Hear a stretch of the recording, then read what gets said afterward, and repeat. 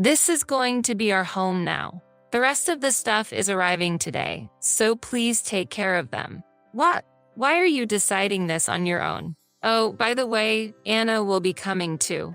Please welcome her. I had noticed that they had started coming over more often since we moved into the high-rise condo, but I never expected such bold actions. I immediately asked my husband, who had just returned from work. Your mother and her family are saying they're going to live here? Oh, yeah, that was today, wasn't it? What are you talking about? Huh? Didn't I mention it? They're moving in with us today. Haha. I was dumbfounded by my husband's laughter. I couldn't think of what to say next. Don't just stand there. Get ready to make dinner. We're celebrating today. At those words, my anger reached its peak. How can this be allowed? After all, we can live here thanks to me. Huh? What are you talking about? That's not true. As we were arguing, my mother-in-law arrived. If you hate living together so much, why don't you just leave? Then she threw an envelope on the table. What is this? It's severance money from us. Severance money? There's $10,000 in the envelope. Take it, get divorced, and leave. We'll take the house. The in-laws were snickering at me. At that moment, I made up my mind. They are such fools. Lucky me. Understood. I'll leave right away. I quickly packed my bags and left the house, jumping for joy. But this wasn't the end. I couldn't stop laughing, thinking about what would happen to my in-laws next. My name is Sarah, and I work as a bank employee. I thought I would have a happy life married to Kevin. But marriage doesn't always go as planned. I realized this when I first met my mother-in-law. So you are Sarah. What do you do for a living? I'm a bank employee. Oh, a bank employee, huh? I guess you don't have to be too smart to do that. What? It was clear she was belittling me. This happened during our introductory meeting before the marriage. Kevin, sitting next to me, seemed not to hear and just smoked his cigarette. Well, let's get along from now on. Yes. Nice to meet you. I wondered if everything was going to be okay. But after we got married, my husband was kind and we didn't have to interact much with my mother-in-law. Are you sure it was a good idea to marry a man with such a modest salary? What's wrong all of a sudden? Well, my mom used to say such things, but now I just feel pathetic. It's okay. Don't worry. Kevin had always been insecure, even when we were dating. He was even intimidated when he found out I was a bank employee, but I never cared much about my partner's financial status. Since then, I think we've had a fun, albeit modest, life. What are you planning to do about where we live? A few months after getting married, I received a phone call from my father. I think we're fine as we are now. We don't have any particular needs. Actually, a spot has opened up in the high-rise condo, so I was wondering what you think. Huh? A high-rise condo. Indeed, my father owned a high-rise condo. Originally a company president, he had handed over the business to my brother and was now living a relaxed life. Of course, my husband was aware of this. If you guys are interested, you can move in immediately. Got it. I'll discuss it with Kevin. I consulted with my husband. Kevin, are you interested in living in a high-rise condo? A high-rise condo? It would be amazing to live in such a place. Kevin showed an excitement I hadn't seen before. Seeing his smile made me happy too. Actually, my dad offered us to live in the high-rise condo. Really? Yes. Kevin, possibly overwhelmed with excitement, suddenly grabbed my shoulders. Calm down a bit. Sorry. And so, it was decided that we would live in the high-rise condo. However, for me, it was the beginning of a nightmare. I'll contact Dad then. Okay, thanks. But I can't believe I'm going to live in a high-rise condo. Kevin's eyes sparkled. After getting Kevin's approval, I called my dad the next day. Hello, Dad. Kevin agreed, so we've decided to move in. That's great. It's already cleaned and ready for you anytime. Got it. Thank you. Don't worry, I'll take care of the paperwork. At this moment, I realized something important and asked my father, by the way, how will we handle the rent? Don't worry about that. As long as you live there, you won't need to pay rent. Really? Of course. It's all for my dear daughter. My husband and I started preparing to move immediately. We moved in just 1 week. Perhaps both of us were excited to live in the high-rise condo. So this is a high-rise condo. It's incredible. I never imagined we could live in such a place. It's like a dream. All thanks to your father. Indeed, we need to express our gratitude. Although initially bewildered by the larger space of the high-rise condo, it only took a week for us to get used to it. I had concerns about whether someone like me should live there, but those concerns faded away. About 2 months after we started living in the high-rise condo, my sister Anna wants to come visit. Is that okay? Kevin had an older sister named Anna. I heard from Kevin that she had been married but got divorced because she was fed up with her husband and had returned to her parents' home. That's fine, but why does she want to come here? I hardly had any conversation with her before, so I didn't understand the reason. Well, I mentioned our new place, and she said she wanted to come over. That's fine, as long as it's on the weekend. I'll let her know then. And then the promised Saturday arrived. When the doorbell rang and I opened the front door, there stood a woman clad in branded items from head to toe. I couldn't help but step back, and then she spoke. It's been a while. Do you remember me? Of course, Anna. Then may I come in? Oh, excuse me. Please come in. My sister-in-law entered the house and seemed to be inspecting every corner. She checked each room, nodding as if satisfied with something. Is there something that concerns you? I was just admiring the house. Ordinary people can't live in such a place, right? It's all thanks to my father. Then we moved to the living room and had a casual chat. During our pleasant conversation, my sister-in-law suddenly made a condescending remark. At that time, I didn't understand why that was happening. It must be nice to be you, Sarah. Don't you think so, Kevin? I don't really. But this house is all thanks to your father-in-law, right? I wondered why she said that and timidly asked for a reason. Did I do something wrong? Not at all. It's just that our family wasn't wealthy.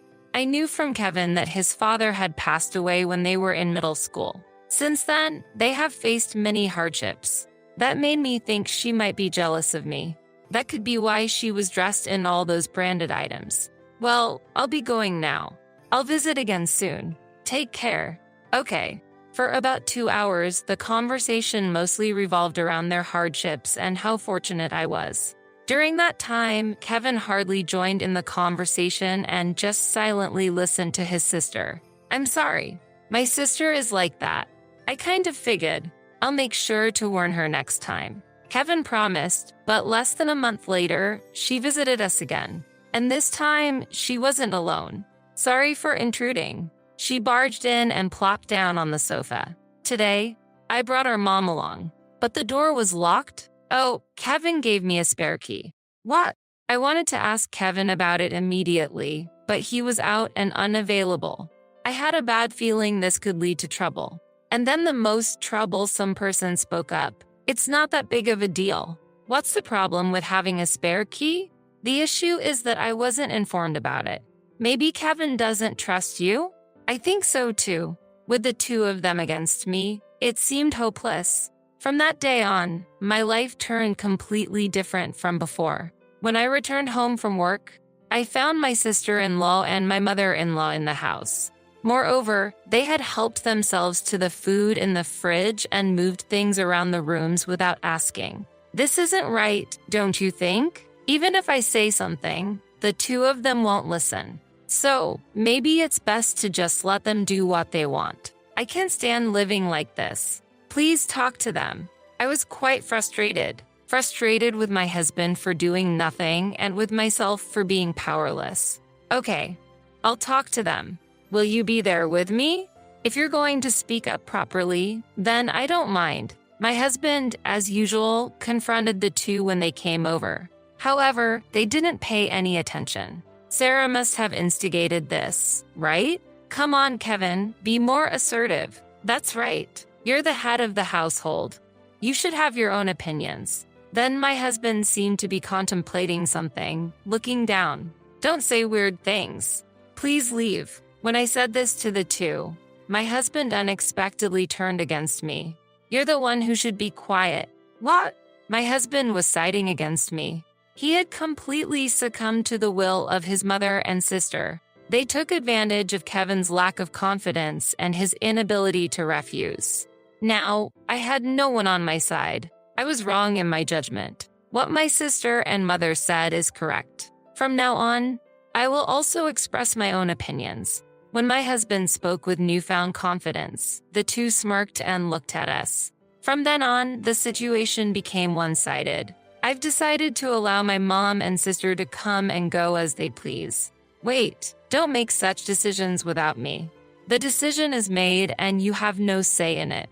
My husband ignored my opinion, and his mother and sister supported his decision. Sarah, that's enough. That's right. Kevin is the head of this household. You just need to follow him as his wife. And there's a spare room, right?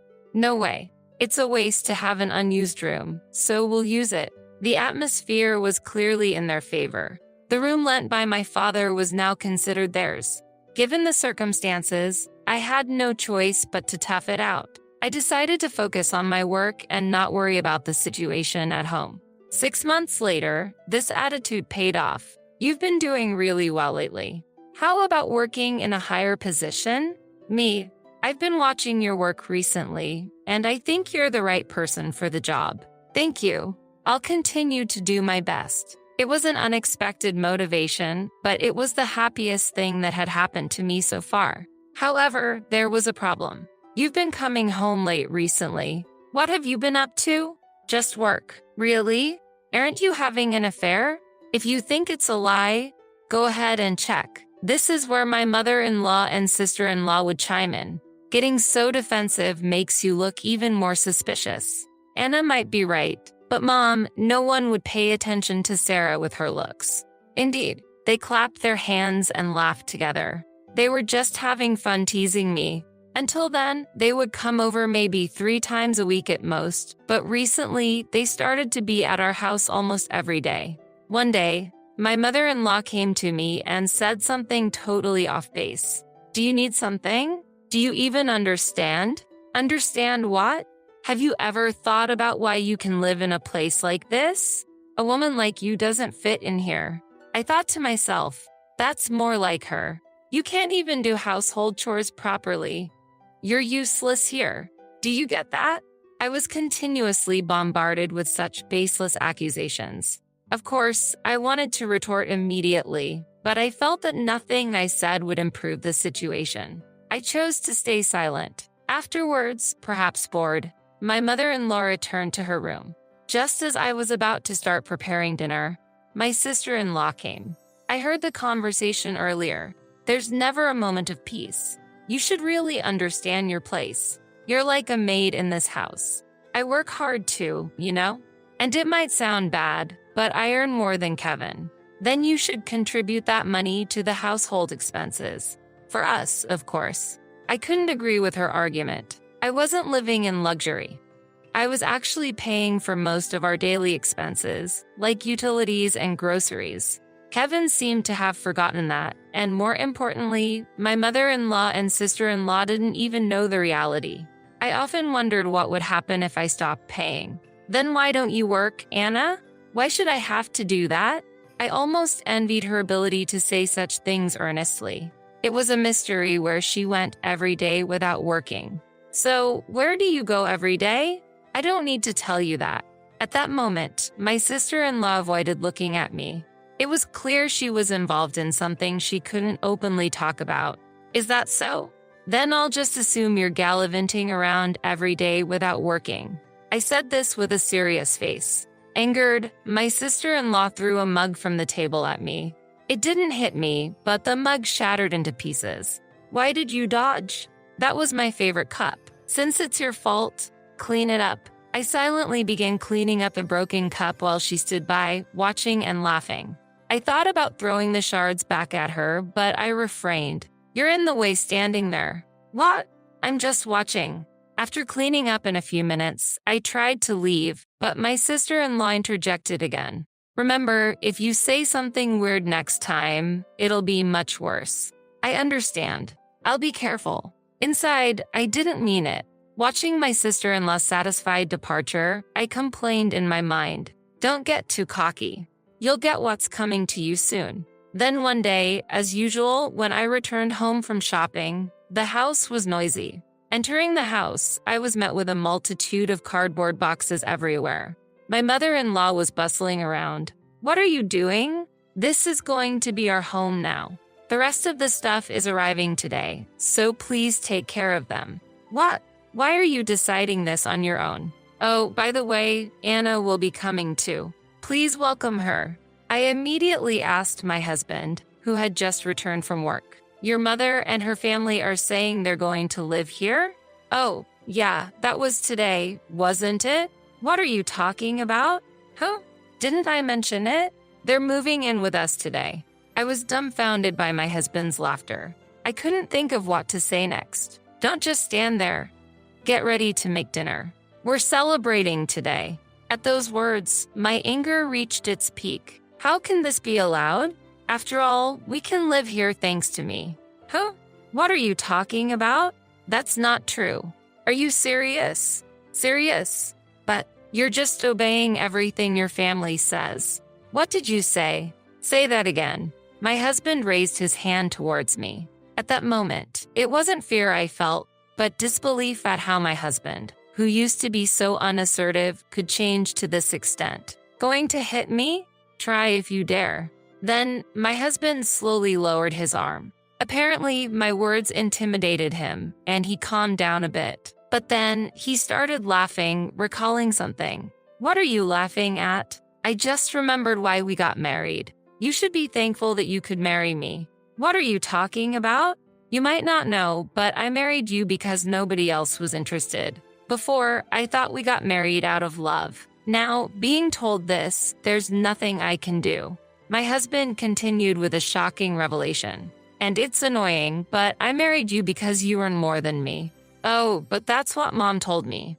I felt nothing but anger towards my laughing husband. "So that was the reason. Since you're married to someone like me, it's only natural for you to contribute to the living expenses. Indeed, ever since we got married, I was the one who always provided the money whenever needed. I never thought you were such a terrible person. That's mutual. You only bring home money, and I never thought you could be so boring." As my husband and I were arguing, my mother-in-law arrived. "If you hate living together so much, why don't you just leave?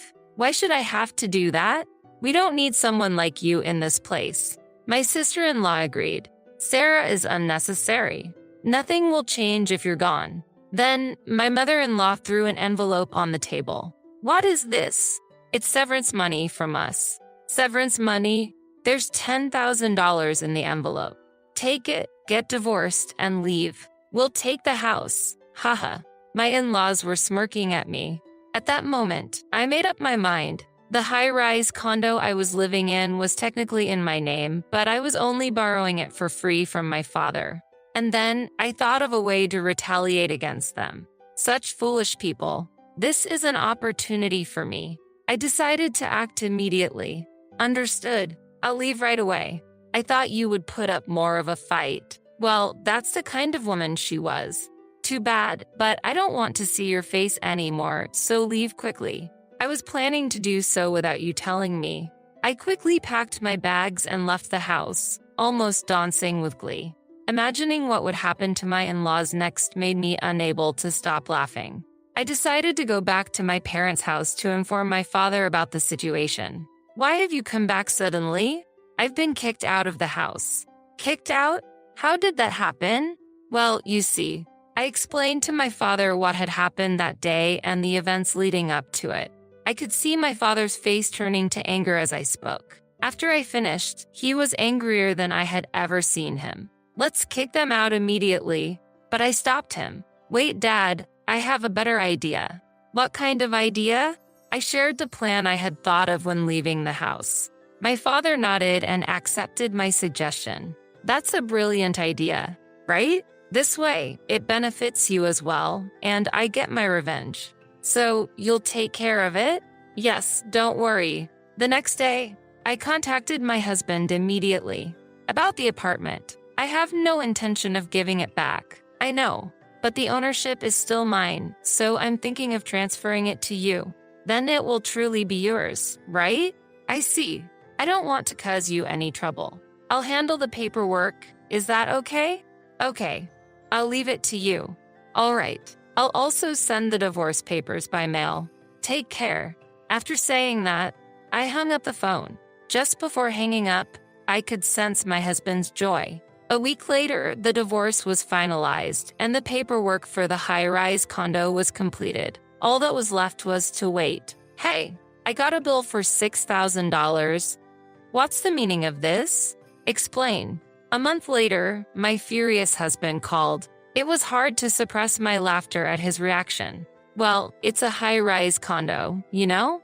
Did you think you could live there for free? But the rent was free until now, wasn't it?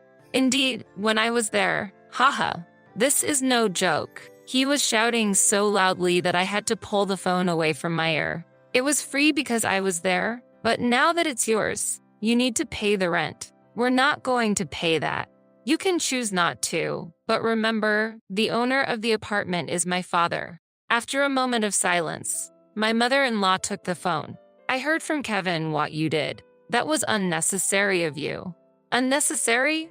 I believe what I did was entirely justified. Please don't be mistaken. What an impudent woman you are. It doesn't matter to me. Haha. You shouldn't have given me $10,000 then. I provoked my mother-in-law.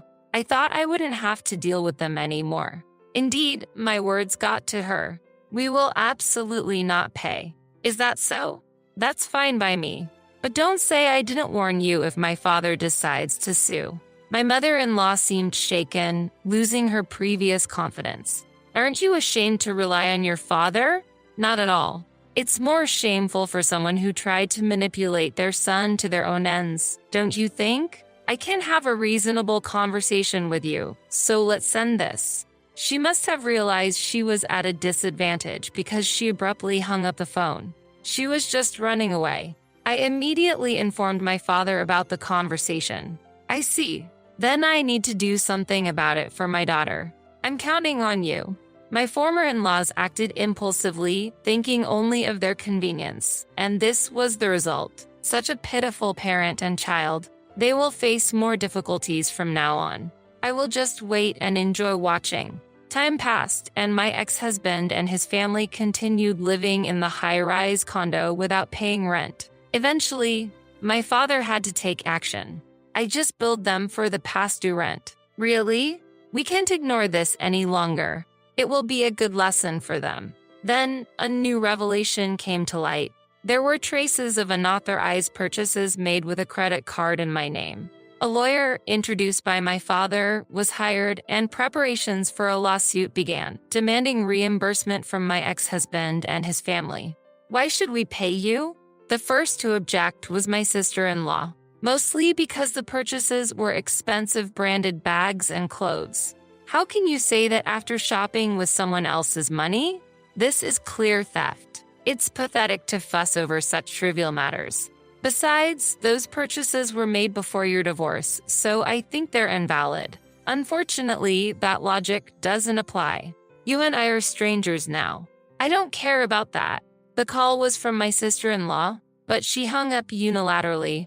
Escaping seems to be their usual tactic. However, they couldn't escape and had to make the payment. They must pay the rent for the apartment, but that family doesn't have the means to pay. There was one person who came begging for forgiveness. What are you saying now? We can't afford to pay such an amount. We'd be ruined even if we took out loans. You understand, right? My mother-in-law was trying to get sympathy through tears. It's all your responsibility. Aren't you ashamed at this point? I know that. I'm asking you, having known about it fully well. I felt it was a waste of time to be involved with these people. It's impossible. Please make sure to pay the full amount. Please help me. Afterward, it seems they continued to live in poverty. The three of them, having lost their place to live, returned to their old family home, which was in a dilapidated state to neglect. Eventually, they realized they needed more money to live and decided to sell it for a cheap price. I heard, Sarah, please help me. I received a call from my ex-husband, Kevin, but I ignored it and hung up. In the end, I was able to live in the high-rise condo they had left. Of course, I don't have to pay any rent. My work is going well, and from now on, I will live my life putting my happiness first.